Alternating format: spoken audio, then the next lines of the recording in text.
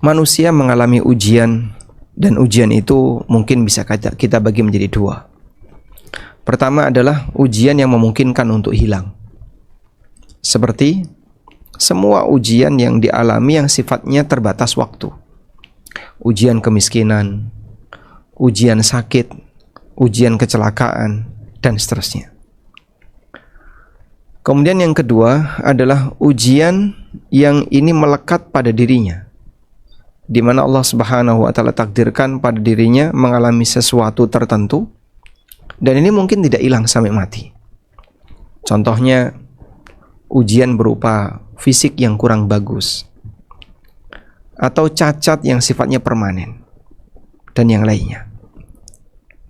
Untuk ujian jenis yang pertama, mungkin dia masih punya harapan agar beralih dari satu kondisi ke kondisi yang lebih baik. Tapi untuk ujian jenis yang kedua, barangkali sudah tidak ada peluang bagi dia untuk menghindarinya. Taib.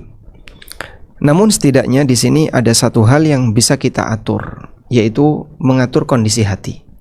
Gimana agar hati kita tidak terlalu merasa sedih, tidak merasa ini semuanya sudah berakhir, karena kita merasa bahwasanya diri kita adalah orang yang sangat celaka, atau kita tidak memiliki apa yang dimiliki oleh orang lain, sehingga kita terlalu sibuk memikirkan apa yang ada di tangan oleh orang lain.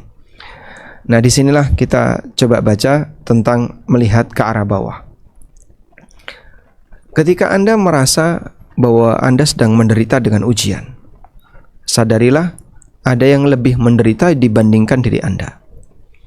Dan ketika Anda tidak memiliki nikmat yang ada di tangan orang lain, maka fokus kepada nikmat yang Anda punya, dan jangan melihat nikmat orang lain. Lihatlah ke arah bawah. Dari Abu Hurairah radhiyallahu anhu, Nabi SAW pernah bersabda, "Unduru ila man huwa asfala minkum." Lihatlah kepada orang yang lebih rendah dibandingkan kalian. "Wala tanduru ila man huwa fawqakum." Jangan melihat kepada orang yang lebih atas dibandingkan kalian. "Fa innahu ajdaru alla tazdaru ni'matallahi 'alaikum." Karena itu akan lebih layak untuk membuat kalian tidak meremehkan nikmat Allah bagi kalian. Sehingga kenapa orang itu meremehkan nikmat yang ada pada dirinya? Karena dia terlalu fokus dengan nikmat yang ada pada tangan orang lain. Nah, jadi di sini meremehkan nikmat itu berawal dari fokus melihat nikmat yang ada di tangan orang lain. Karena itu Allah Subhanahu wa taala meminta, lihatlah kepada yang lebih bawah. Ketika kau melihat yang lebih bawah, kau akan merasa dirimu lebih nikmat daripada itu. Sekarang lihat ini. Ada 3 respon manusia terhadap nikmat yang telah Allah berikan kepadanya. Pertama adalah respon syukur, dan ini respon yang tertinggi. Yang kedua hambar, yang ketiga meremehkan. Hadis ini menjelaskan, jika kita tidak bisa bersyukur terhadap nikmat, minimal jangan sampai meremehkan nikmat yang sudah Allah berikan kepadanya. Karena kalau sudah sampai pada tingkatan meremehkan, itu berarti ya tindakan yang salah. Bahkan bisa kita sebut hampir mendekati kufur nikmat, yang itu adalah perbuatan dosa. Orang yang selalu sering melihat ke arah atas dalam urusan dunia cenderung akan meremehkan nikmat yang ada pada dirinya. Dan demikian sejatinya. Maka ketika dia terlalu fokus dengan apa yang ada pada orang lain, nanti dia akan melupakan apa yang dia punya, bahkan meremehkan apa yang dia punya. Karena itulah, saat kita membaca hadis semacam ini, di mana Nabi SAW mengajarkan kepada kita, lihatlah kepada yang lebih bawah, jangan lihat ke arah atas. Tujuannya ternyata bukan untuk agar kita bersyukur, tapi tujuannya agar kita tidak meremehkan nikmat yang kita punya. Setidaknya kalau kita tidak bisa bersyukur, minimal jangan sampai meremehkan. Baik. Karena itu Nabi SAW menyarankan untuk melihat kepada yang lebih bawah dalam urusan dunia agar tidak bernafsu untuk memiliki apa yang ada pada diri orang lain, yang menyebabkan dia meremehkan nikmat yang ada pada dirinya.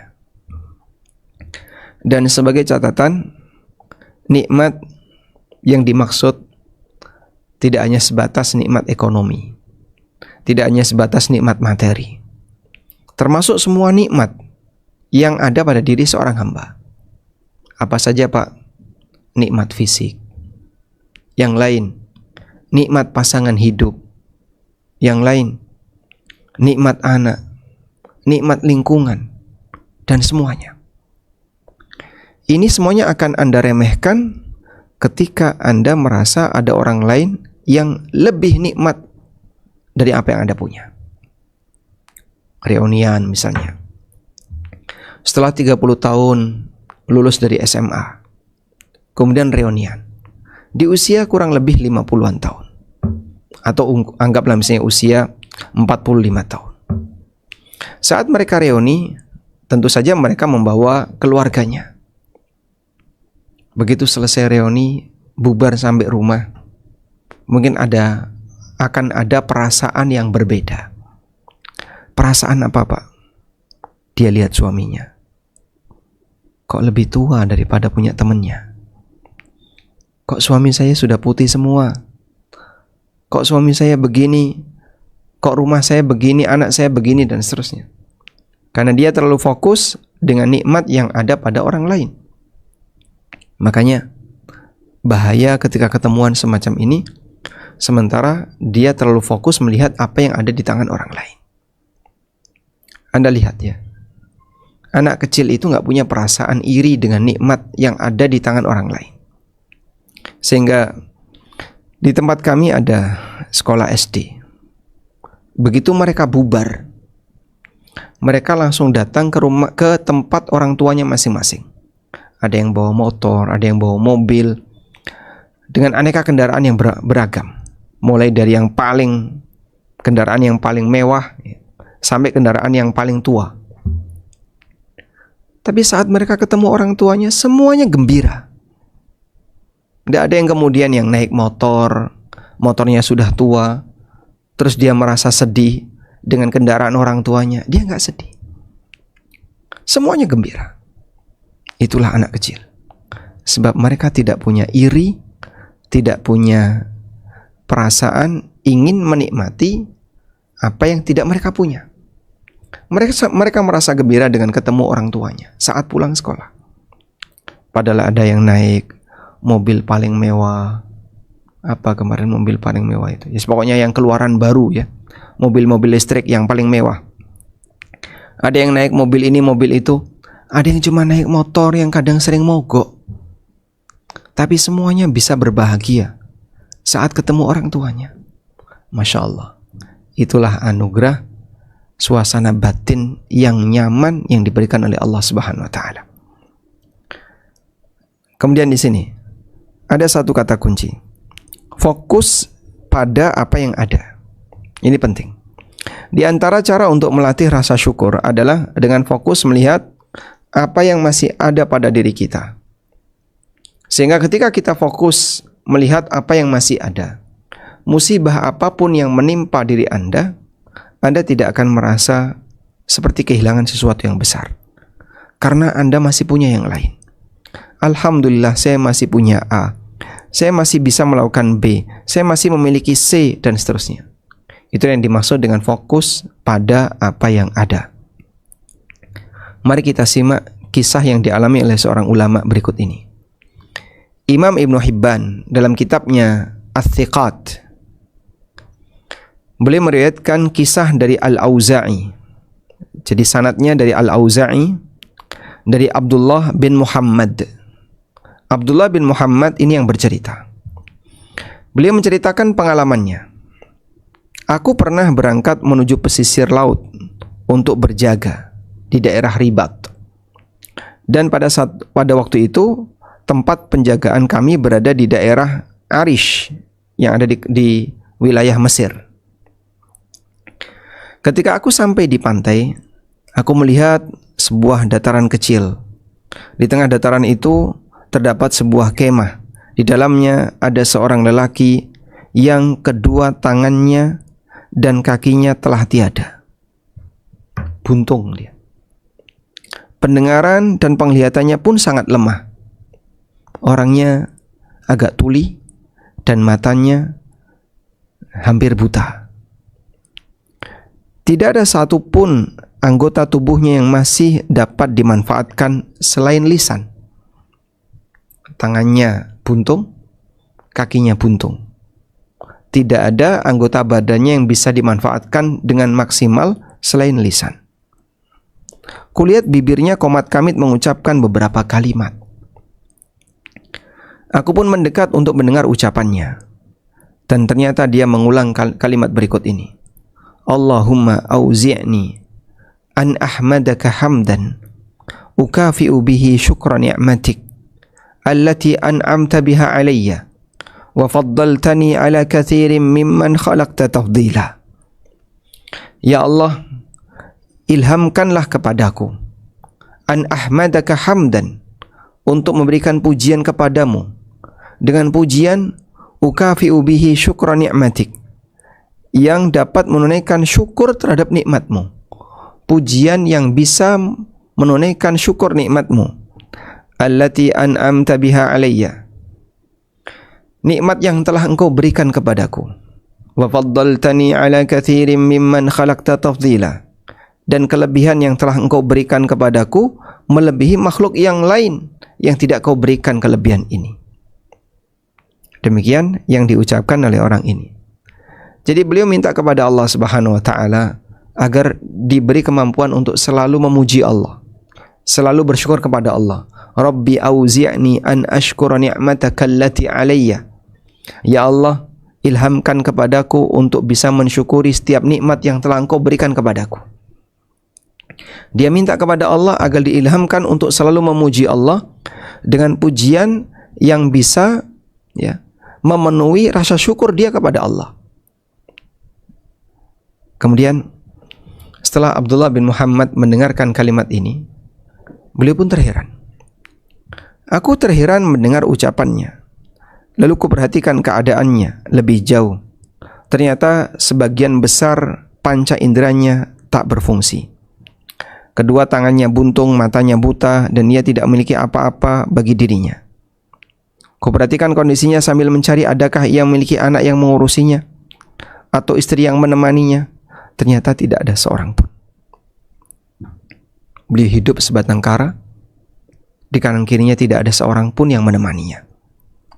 Aku beranjak mendekatinya. Ia merasakan kehadiranku, lalu bertanya, "Siapa? Siapa?"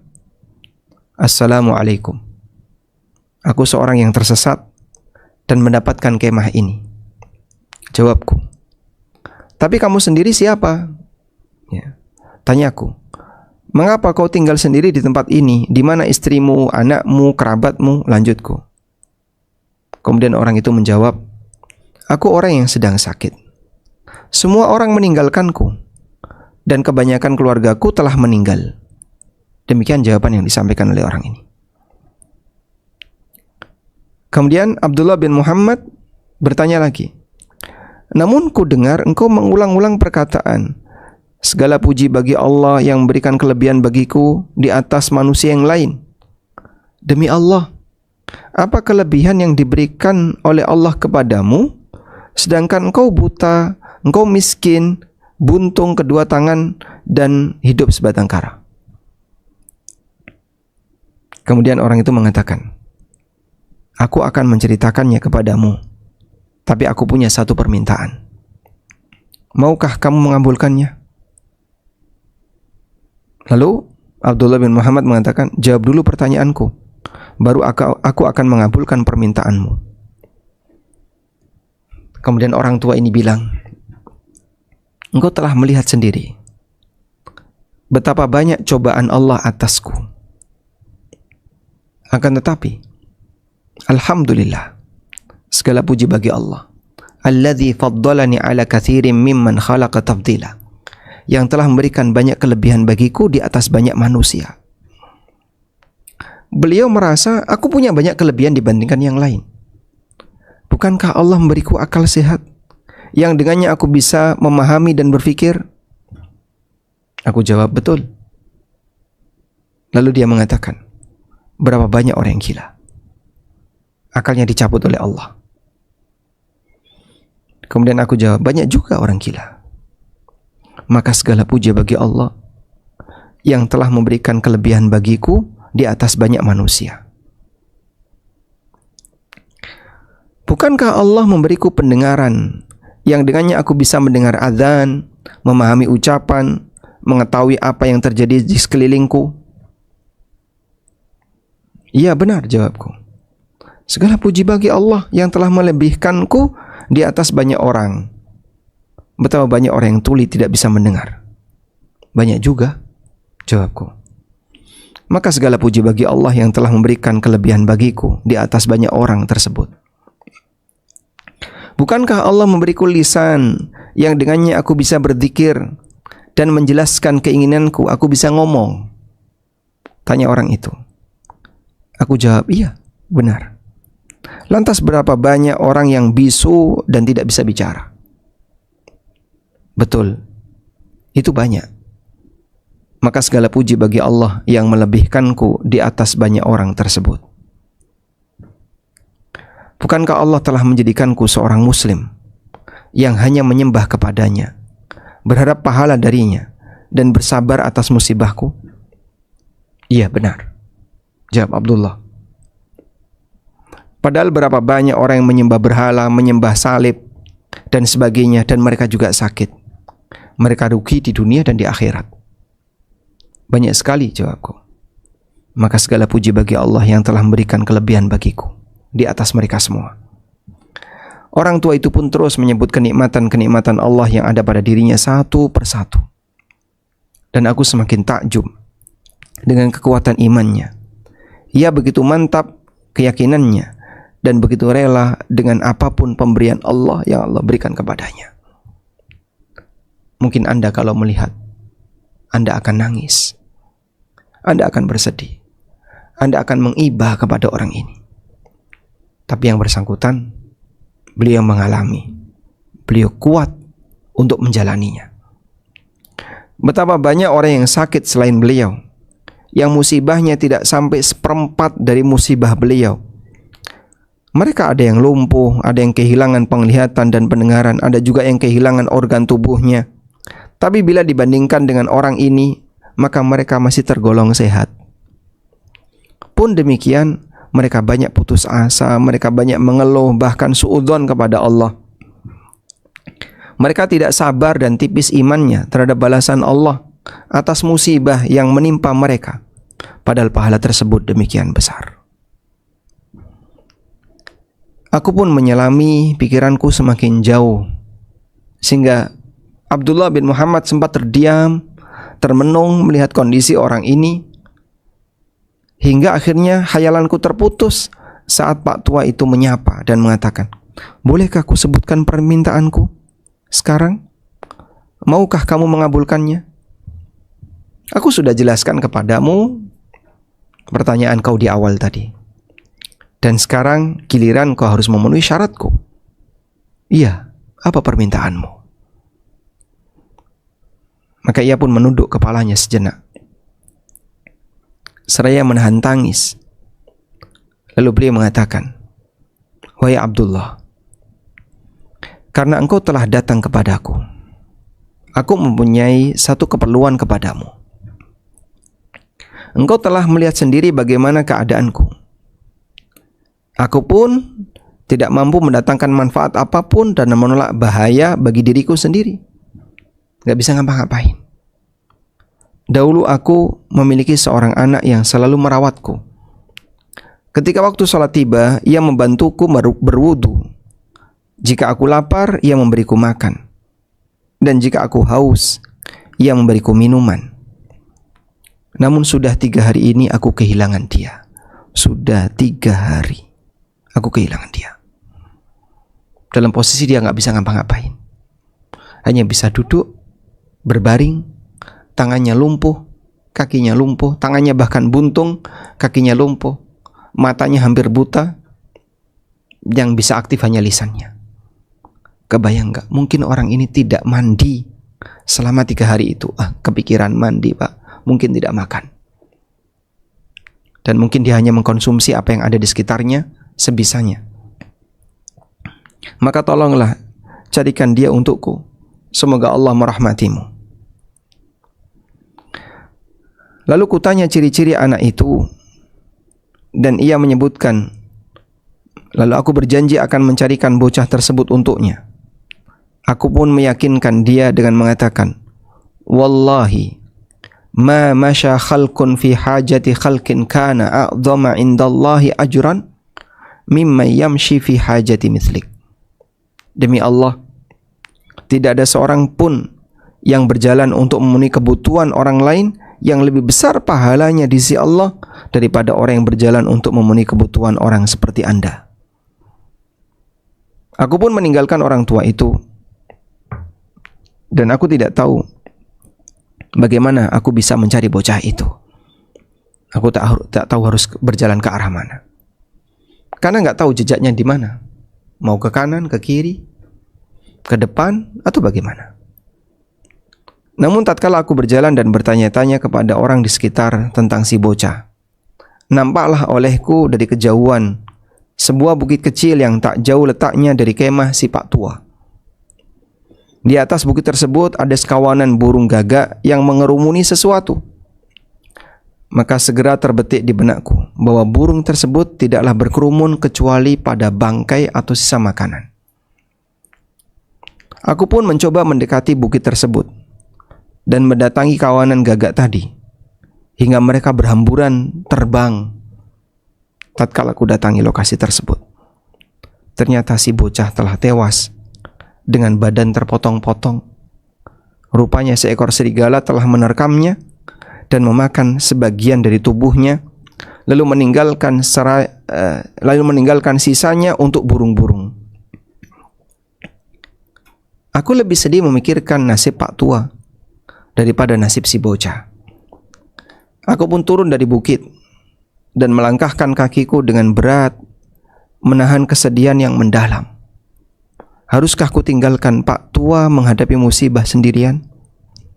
Ataukah ku datangi dia dan ku kabarkan nasib anaknya kepadanya? Aku berjalan menuju kemah Pak Tua. Aku bingung harus mengatakan apa dan mulai dari mana. Lalu terlintas di benakku untuk menyampaikan kisah Nabi Ayub alaihissalam.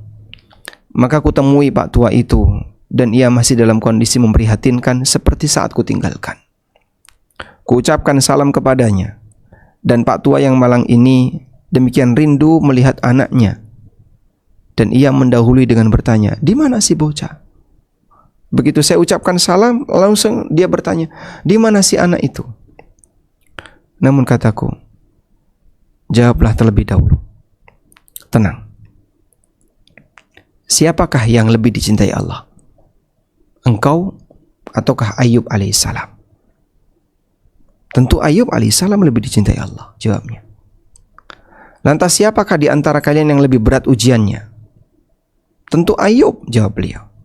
Nabi Ayub lebih dicintai oleh Allah dan lebih berat ujiannya.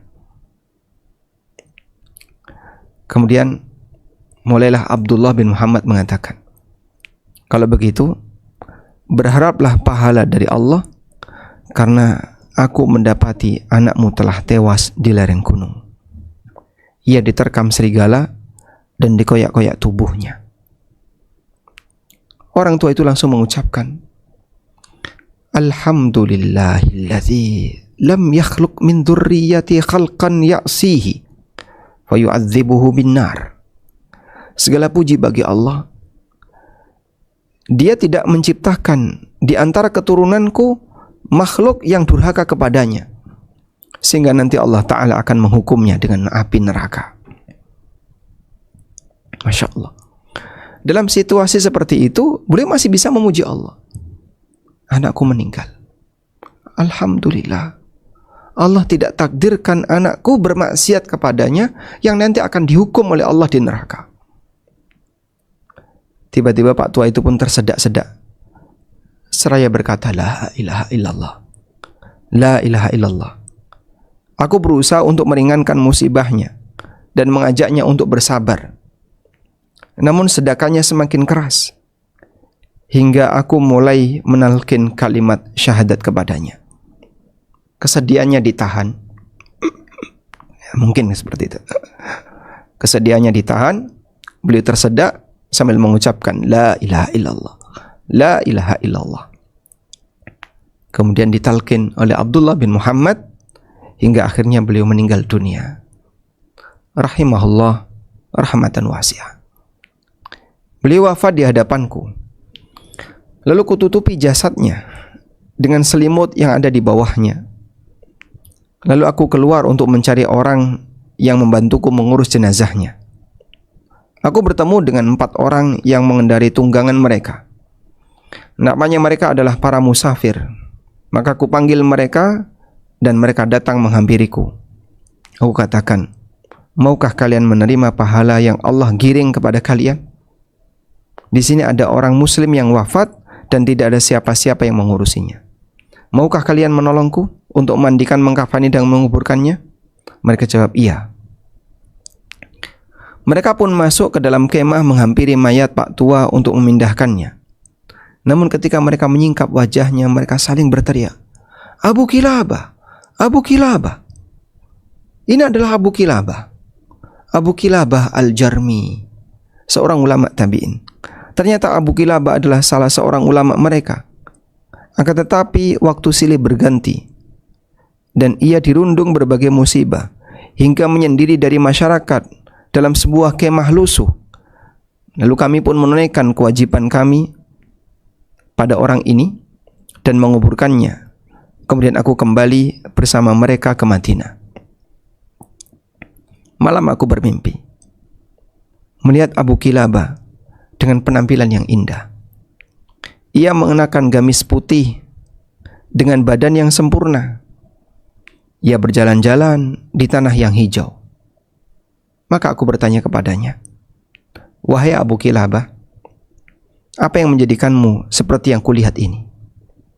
Beliau menjawab, Allah telah memasukkanku ke dalam jannah dan dikatakan kepadaku, salamun alaikum bima sabartum fa ni'ma uqbad dar. Keselamatan untukmu disebabkan sabar yang kau alami. Sungguh ini adalah negeri yang paling nikmat.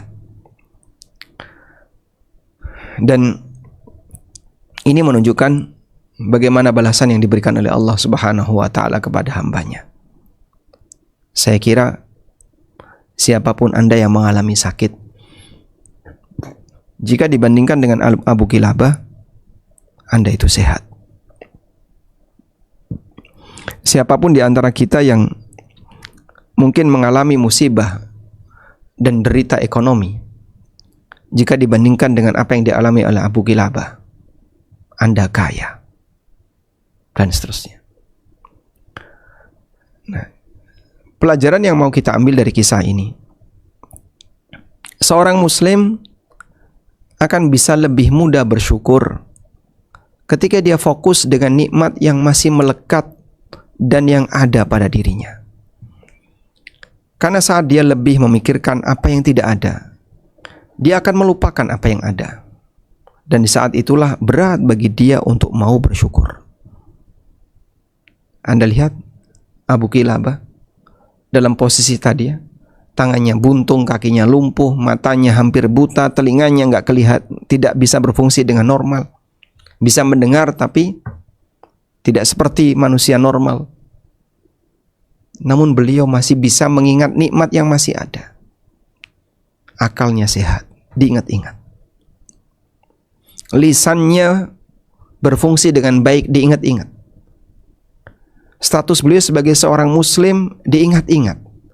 Sehingga fokus dengan nikmat yang ada, maka beliau masih bisa mengucapkan alhamdulillahilladzi afani mimma btalahum bihi wa faddalani ala katsirin mimman khalaqa tafdila. Segala puji bagi Zat yang telah memberikan aku keselamatan sehingga aku tidak mengalami musibah yang dialami oleh mereka. dan Allah berikan kelebihan bagiku melebihi makhluk yang lain. Banyak orang yang sakit dan dia hanya fokus dengan sakitnya. Akhirnya yang keluar hanya kata-kata keluh kesah, kata-kata keluhan, jauh dari rasa syukur. Betapa banyak orang yang diuji dengan ujian ekonomi. Dia hanya fokus dengan kondisi miskinnya. Akibatnya dia hanya bisa banyak mengeluh dan jauh dari rasa syukur. Padahal masih banyak nikmat yang lain yang melekat pada dirinya. Ini sebuah kisah yang memberikan kita pelajaran besar. Dan beberapa orang yang mungkin hidupnya sedih, kadang kalau dia membaca cerita, maka dia akan bisa merasa lebih tenang. Saat dia baca cerita Ayub, mungkin dia mengatakan, itu kan nabi, saya nggak bisa seperti mereka. Yang kita baca ini bukan seorang nabi, bukan sahabat, derajatnya lebih rendah daripada sahabat. Beliau adalah tabi'in. Dan tabi'in tentu saja tidak bisa disamakan dengan kondisi sahabat. Tapi sekalipun demikian, ulama tabi'in ini bisa bersabar dengan semua penderitaan yang beliau alami. Selanjutnya, derita itu ada ujungnya.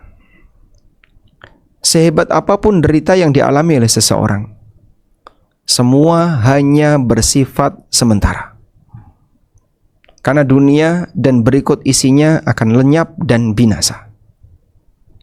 Anda tidak akan menderita selamanya. Ada waktu terakhir di mana penderitaan itu akan berakhir. Mereka yang saat ini menjalani sakit parah, dia tidak akan mengalami sakit untuk selamanya. Akan ada masa sakit di mana itu akan berakhir, atau dia mati. Jadi pilihan ketika ujian itu berakhir ada dua. Pertama, ujian itu dicabut oleh Allah. Atau yang kedua, dia akan sembuh. Yang pertama, ujian itu akan dicabut oleh Allah. Atau yang kedua, dia mati. Ketika dia mati, selesai ujian itu. Selanjutnya dia akan menghadapi balasan. Mereka yang saat ini menderita karena ujian kemiskinan, itu tidak akan berlangsung selamanya. Akan ada masa di mana kemiskinannya akan berakhir dan dia mati, atau dia mati. Mereka yang menderita karena didolimi oleh orang lain, itu tidak akan berlangsung selamanya. Tidak akan berlangsung selamanya. Ada kondisi di mana penderitaan itu akan berakhir atau dia mati.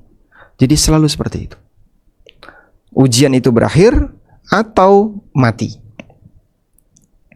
Ketika ujian itu berakhir, Allah cabut ujian itu, selesai. Atau dia mati, ketika dia mati, selesai. Manusia tidak akan mampu, atau manusia hanya akan mengalami ujian sampai di sesi tertentu. Ada salah satu di antara jamaah kami yang beliau minta penguatan. Tolong kasih nasihat. Kenapa? Aku sedang didolimi orang. Loh, kenapa nggak lapor aparat? Yang mendolimi aparat, sehingga mau dilaporkan kemana? Dia didolimi oleh aparat, sampai harus menjalani masa peradilan yang cukup panjang. Biaya yang keluar sudah sangat banyak untuk sogok kanan, sogok kiri. Dia dituduh sebagai pelaku kriminal, padahal beliau bukan pelaku kriminal. Tapi di saat yang sama, aparat melakukan kriminal dengan cara memeras dia untuk mengambil hartanya. Sampai pada titik akhir, diputuskan penjara dalam kota. Kemudian beliau minta nasihat. Aku sampaikan. Seberapa hebat orang bisa menyiksa orang lain. Seberapa hebat manusia bisa mendolimi manusia yang lain. Itu semuanya ada batasnya. Sehingga sehebat apapun kejahatan orang kepada orang lain, dia tidak akan bisa melampaui hukuman Allah yang diberikan kepada hambanya. Allah Ta'ala mengatakan, فَيَوْمَ إِذِلْ لَا يُعَذِّبُ عَذَابَهُ أَحَدٍ. Pada hari di mana tidak ada yang bisa mengazab seperti azabnya Allah. Manusia mau menyiksa orang lain itu sampai berapa kehebatan dia. dalam menyiksa orang lain. Ya paling mungkin titik terakhir membunuh, selesai sudah. Begitu dia bunuh orang lain, kemudian dia mutilasi, dia cacah-cacah itu daging. Setelah orang ini mati, dicacah-cacah kan tidak terasa. Tapi dia mungkin merasa bahagia, aku bisa menyiksa si A dengan siksaan yang serius. Padahal begitu siksaan itu sampai pada titik akhir dia berhasil membunuh, sudah selesai. Sudahlah. Di posisi orang ini ketika menyiksa orang lain, menyiksa Anda, nanti dia akan mendapatkan hukuman dari Allah. Dan siksaan yang diberikan oleh aparat ini kepada si A tadi tidak lebih mengerikan dibandingkan hukuman yang nanti akan diberikan oleh Allah kepada aparat yang menyiksa. Jadi mau mengandalkan apa aparat semacam ini? Sehebat apa dia sampai menyiksa orang lain? Seperti itu. Padahal hidup tidak sekali, akan ada kehidupan yang kedua. Ya, akhirnya beliau merasa bisa lebih tenang karena meyakini nanti akan ada waktunya hari pembalasan. Sekarang mungkin tidak bisa, tapi hidup tidak sekali. Dan tidak ada yang gratis dalam hidup ini. Allah Ta'ala berfirman, la'allakum tatafakkaruna fid dunya wal akhirah. Di surat Al-Baqarah ayat 219. Akhir ayat itu bunyinya la'allakum tatafakkarun. Tapi kami sarankan kalau Anda membaca ayat ini jangan berhenti di sini. Lanjutkan la'allakum tatafakkaruna fid dunya wal akhirah. Di surat Al-Baqarah ayat 219. Coba Pak lihat teksnya Pak. Coba kita menuju kalimat la'allakum tatafakkarun. La'allakum tatafakkarun itu ada di 3 surat atau di 3 ayat. Al-Baqarah 219, Al-Baqarah 266, dan Al-An'am ayat 50. Nah, Al-Baqarah 219 ini yang pertama, la'allakum tatafakkarun yang pertama, dan disitulah yang sebenarnya konteksnya masih berkaitan dengan ayat setelahnya. Maka kalau Anda baca di Al-Baqarah 219, nanti Anda ikutkan dengan ayat setelahnya. Baik, kita baca di sini ya. Nah, Allah Ta'ala berfirman, yas'alunaka 'anil khamri wal maisir qul fihima ithmun kabirun wa manafi'u lin-nas wa ithmuhuma akbaru min naf'ihima wa yas'alunaka madza yunfiqun qulil 'af kadzalika yubayyinullahu lakumul ayati la'allakum tatafakkaruna fid dunya wal akhirah. Nah, karena di ayat 220 awalannya itu fid dunya wal akhirah, dan itu muta'alliq terkait dengan kalimat sebelumnya. Baik. Karena berkaitan dengan kalimat sebelumnya, maka bacanya la'allakum tatafakkaruna fid dunya wal akhirah, agar kalian memikirkan hakikat dari kehidupan dunia dan akhirat. Ayat ini mengajak kita untuk berpikir mengenai hakikat dari kehidupan dunia dan akhirat. Siapapun yang hidup di dunia ini pasti mendapat ujian dari Allah, karena dunia adalah negeri ujian. Saya ulang, setelah kita merenungkan, kita memikirkan hakikat dari dunia, kesimpulan yang nanti akan Anda bisa dapatkan, siapapun di dunia ini pasti akan diberi ujian oleh Allah, karena dunia ini adalah negeri ujian. Allah berikan cobaan kepada manusia dengan rupa dan ragam yang berbeda-beda. Ada yang diuji dari sisi A, ada yang diuji dari sisi B, dan seterusnya. Sementara di akhirat manusia akan menjalani hisab untuk mendapatkan balasan. Manusia akan menjalani hisab untuk mendapatkan balasan. Dan balasan itu sifatnya abadi. Maka bersabarlah dengan ujian di dunia yang sifatnya sementara untuk mendapatkan kebahagiaan di akhirat yang sifatnya abadi. Bersabarlah dengan kondisi dunia sementara untuk sebuah balasan yang abadi. Hasan Al-Basri rahimahullah mengatakan, liya'lam anna dunya daru bala'in thumma daru fana'in. Sadarilah bahwasanya dunia adalah negeri ujian, kemudian negeri kebinasaan. Waliya'lam annal akhirata daru jazain. Dan sadarilah bahwasanya akhirat adalah negeri balasan. Thumma daru baqain, kemudian negeri keabadian. Seseorang ketika di dunia dia diberi oleh Allah Subhanahu wa taala aneka bala, aneka ujian, dan itu semuanya akan fana, akan binasa. Dan nanti dia akan menuju akhirat yang isinya adalah balasan, dan itu kekal abadi. Maka jangan sampai gara-gara kita gagal untuk bersabar sementara, kita justru akan mendapatkan balasan yang buruk yang sifatnya abadi.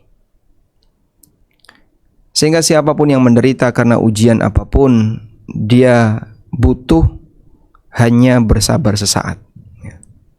Ini mohon maaf ya, kebalik. Dia hanya butuh bersabar sesaat untuk sebuah balasan yang sifatnya abadi.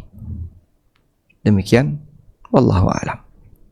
Baik, sampai di sini bab yang pertama sudah kita baca, membahas tentang bagaimana motivasi seorang hamba ketika dia berinteraksi dengan dunia, agar dia tidak terlalu merasa kehilangan di posisi ketika dia sedang mendapatkan musibah, dan agar dia tidak terlalu bangga sehingga bisa bersyukur kepada Allah ketika dia sedang mendapatkan kenikmatan. Semoga aneka nasihat itu bermanfaat. Selanjutnya kita akan beralih ke bab yang kedua, pengantar tentang fikih nafkah.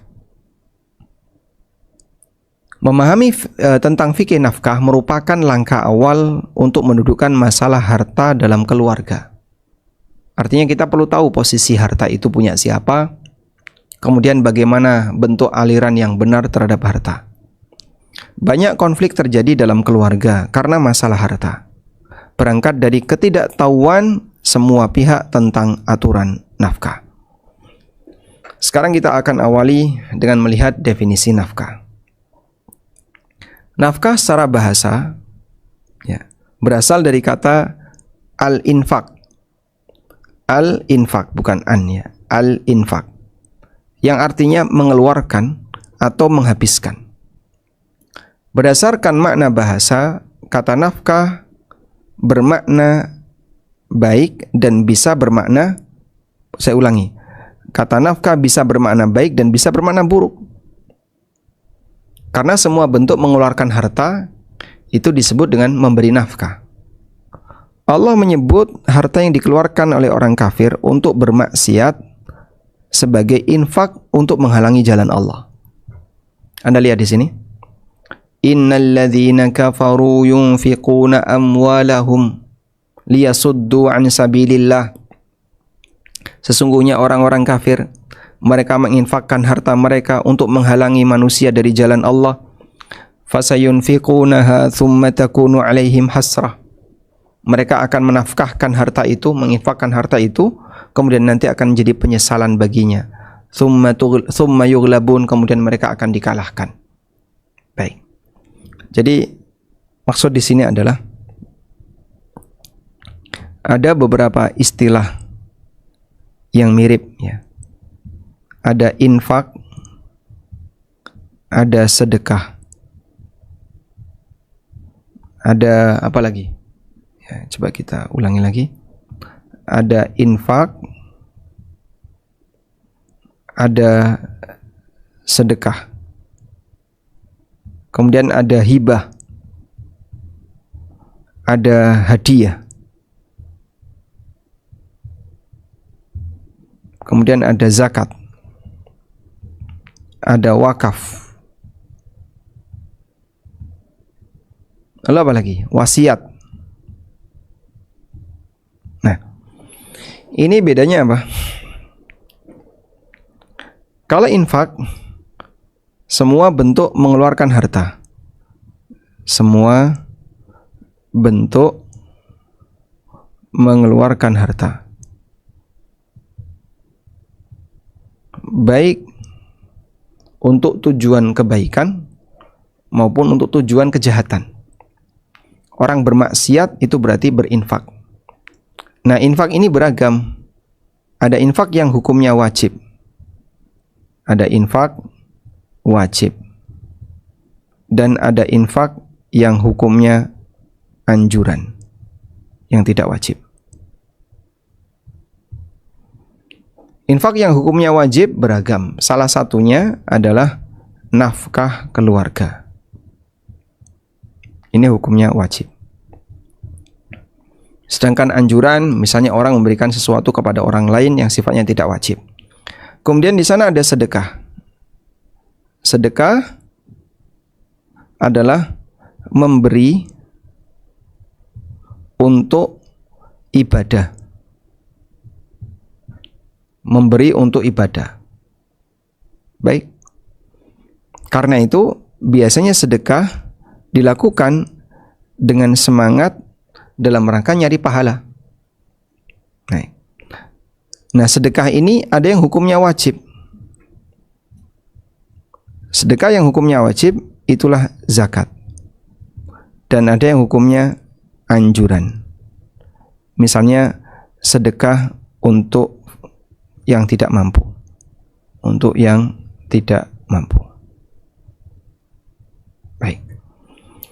Sedangkan hibah atau hadiah ini pemberian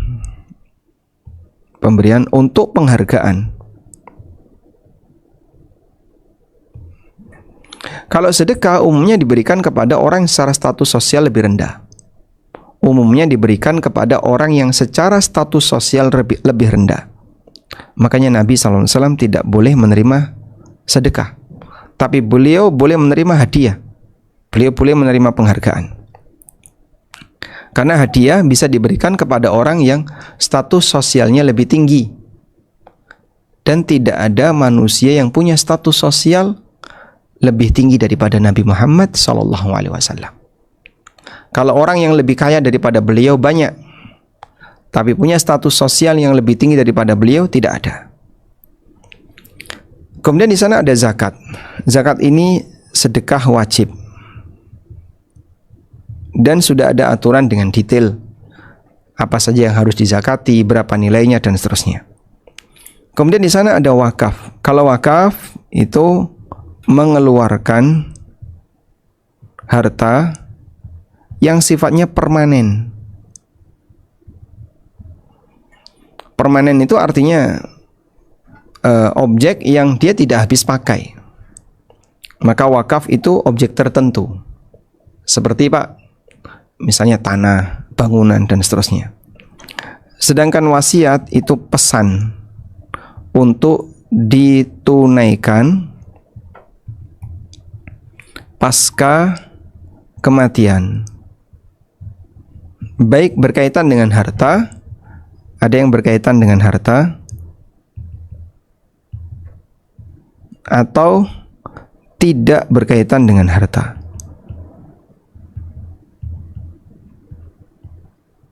Kalau wasiat itu tidak berkaitan dengan harta, misalnya pesan moral ya. Nanti kalau saya mati, tolong jaga baik-baik anak ini. Dia harus dipondokkan di pondok ini. Nah, itu tidak berkaitan dengan harta. Kamu harus tetap istiqomah, harus selalu menjaga diri, dan seterusnya. Nah, wasiat yang tidak berkaitan dengan harta seperti ini berarti sifatnya adalah pesan moral untuk sebuah tindakan tertentu yang nanti akan ditunaikan pasca kematian.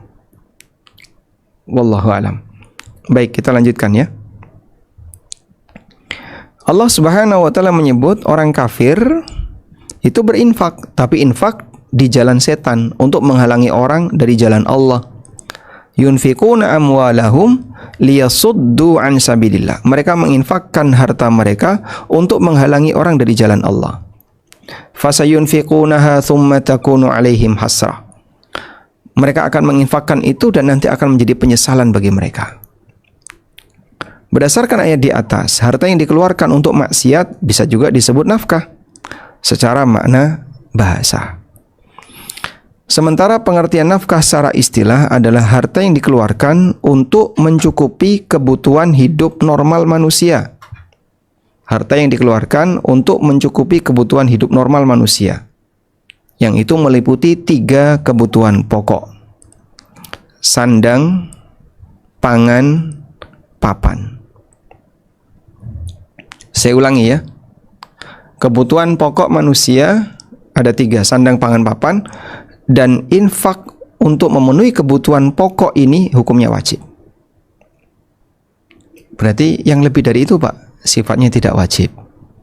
Lebih dari sandang, pangan, papan, harta yang dikeluarkan melebihi untuk kebutuhan 3 ini, seperti uang jajan, perhiasan, aneka perabotan, kemudian perlengkapan, tas-tas, dan seterusnya, ini sifatnya tidak wajib. Semua kebutuhan ini disebut nafkah karena ketika digunakan harta itu habis pakai. Nah, yang tadi ya, dari makna bahasa, infak artinya menghabiskan. Sehingga kenapa harta ini disebut harta infak? Karena ketika dia digunakan, maka harta itu habis pakai. Wallahu a'lam. Kemudian ada beberapa hadis yang menyebutkan tentang keutamaan memberi nafkah. Memberi nafkah merupakan bukti bahwa seseorang tidak pelit dengan hartanya.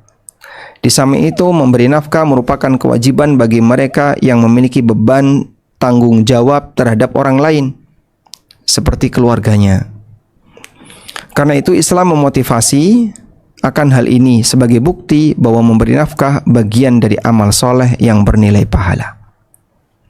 Sehingga seorang muslim ketika dia memberi nafkah, baik kepada istrinya, kepada anaknya, kepada orang tuanya, satu hal yang harusnya dia yakini: saya melakukan ini insya Allah berpahala.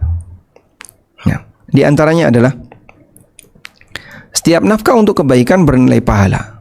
Allah Ta'ala berfirman, alladzina yunfiquna amwalahum bil-laili wan-nahar, yaitu orang-orang yang menginfakkan hartanya di waktu malam dan siang, sirran wa alaniyah, baik rahasia maupun terang-terangan, falahum ajruhum inda rabbihim, mereka akan mendapatkan pahala di sirab mereka. Dalam ayat ini Allah menyebutkan keutamaan orang yang menafkahkan hartanya siang dan malam, dan Allah tidak menyebutkan objek dan sarananya, sehingga cakupannya umum. Infak yang seperti apa dalam ayat itu tidak disebutkan, sehingga termasuk nafkah bagi keluarga. Yang kedua, setiap nafkah keluarga bernilai sedekah. Dari Abu Mas'ud Al-Ansari radhiyallahu anhu, Nabi SAW pernah bersabda, innal muslima idza anfaqa ala ahlihi, seorang muslim ketika menginfakkan hartanya untuk keluarganya, idza anfaqa ala ahlihi nafaqatan, ketika dia memberikan infak kepada hartanya, kepada keluarganya, wa huwa yahtasibuha, dan dia berharap pahala dengan itu, kanat lahu sadaqah, maka akan bernilai sedekah. Hadis sahih riwayat Muslim. Yang ketiga, sekecil apapun nafkah bernilai pahala jika diniatkan karena Allah. Sa'ad bin Abi Waqqas radhiyallahu anhu pernah mengatakan, Nabi SAW bersabda, innaka lan tunfiqa nafaqatan, tidaklah engkau mengeluarkan nafkah apapun, tabtaghi biha wajha Allah, dalam rangka untuk mencari wajah Allah, illa ujirta, ini terputus ya, illa ujirta, kecuali kau akan diberi pahala, hatta ma taj'alu fi imra'atik, sampai makanan yang kau taruh di mulut istrimu, sampai kau nyuapin istrimu, itu berpahala. Hadis sahih riwayat Bukhari. Nafkah untuk keluarga bisa jadi pahalanya paling besar. Memberi nafkah untuk diri sendiri dan keluarga merupakan kewajiban bagi kepala rumah tangga, dan mengeluarkan harta untuk menunaikan kewajiban lebih diutamakan daripada mengeluarkan harta untuk amal yang sifatnya sunnah. Dari Abu Hurairah radhiyallahu anhu, Nabi SAW bersabda, dinarun anfaqtahu fi sabilillah, 1 dinar yang kau infakkan di jalan Allah. Wa dinarun anfaqtahu fi raqabah. 1 dinar yang kau infakkan untuk budak. Wa dinarun tasaddaqta bihi ala miskin. 1 dinar yang kau sedekahkan kepada orang miskin. Wa dinarun anfaqtahu ala ahlik. Dibandingkan dengan 1 dinar yang kau infakkan untuk istrimu. A'dhamuha ajran alladhi anfaqtahu ala ahlik. Yang paling besar pahalanya adalah yang kau infakkan untuk istrimu. Maka heran kalau ada seorang suami, dia bisa royal kepada orang lain sampai hartanya dikasih-kasihkan ke orang lain, tapi sama istrinya dia gak ngasih apapun. Ya, karena mungkin dia pingin dapat pengakuan dari orang lain, validasi dari masyarakat. Oh, si fulan ini orangnya dermawan, ya, suka ngasih-ngasih. Tapi giliran dengan keluarganya nggak dikasih. Wallahu a'lam. Nah, dan seperti ini penting untuk dibaca oleh seorang muslim agar dia menyadari betapa infak itu atau nafkah itu tidak ada yang disia-siakan oleh Allah apabila yang bersangkutan dia ikhlas mengharapkan pahala dari Allah. Demikian yang bisa kita bahas, semoga bermanfaat. Wassallallahu ala nabiyyina Muhammadin wa ala alihi wa sahbihi wasallam.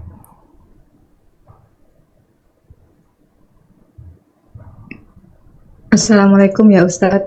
Waalaikumsalam warahmatullahi. Jazakumullah khairan Ustadz atas ilmu yang disampaikan. Semoga menjadi pahala jariah untuk Ustadz dan semoga Allah menganugerahkan kepada Ustadz sekeluarga surga Firdaus kelak. Amin. Amin. Allahumma. Ustadz izin membacakan pertanyaan. Bismillah. Assalamualaikum warahmatullahi wabarakatuh ya Ustadz. Waalaikumsalam warahmatullahi wabarakatuh. Saya sering merasa hidup saya itu berat Ustadz, tetapi ketika melihat orang lain yang lebih susah itu justru merasa bersalah karena masih sering mengeluh Ustadz.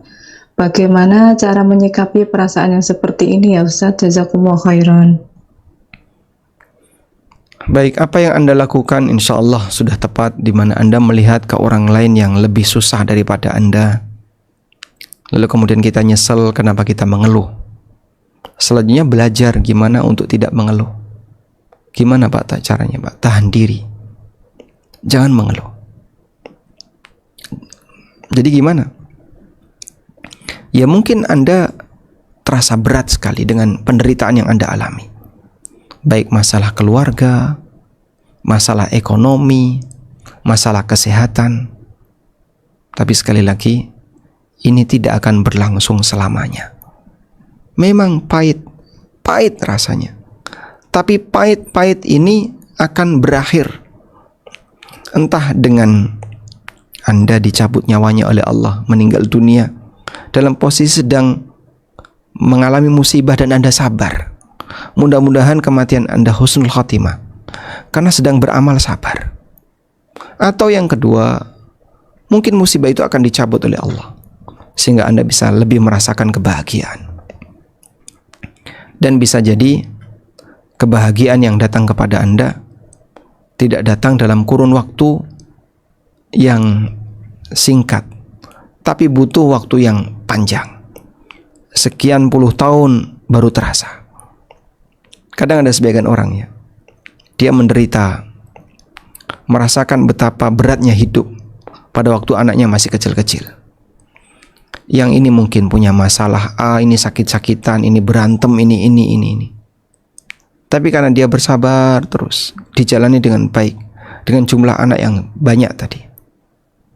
Setelah semua anaknya dewasa, yang ini punya usaha A, yang ini punya usaha B, yang ini sukses, yang ini berhasil, yang ini. Ibunya dimuliakan. Sehingga yang dulu penderitaan ibunya ketika merawat anak-anak itu, dia merasakan betapa sedihnya hidup, betapa beratnya hidup. Sekarang anaknya sudah dewasa, bisa memuliakan orang tuanya. Dan itu baru ditampakkan oleh Allah setelah anaknya dewasa. Pada waktu ibunya masih kecil-kecil, anaknya masih kecil-kecil, dia tidak melihat situasi itu. Tapi begitu anaknya sudah dewasa, maka yang bersangkutan dimuliakan oleh Allah melalui anaknya. Sehingga mohon untuk bersabar. Dan ya hanya bisa sabar, itu sebagai nasihat yang bisa saya sampaikan. Kemudian terus merapat dengan majelis-majelis yang baik. Jangan sampai Anda goyah gara-gara mendapatkan bisikan dan pengaruh yang buruk dari teman atau masyarakat yang tidak jelas. Wallahu a'lam.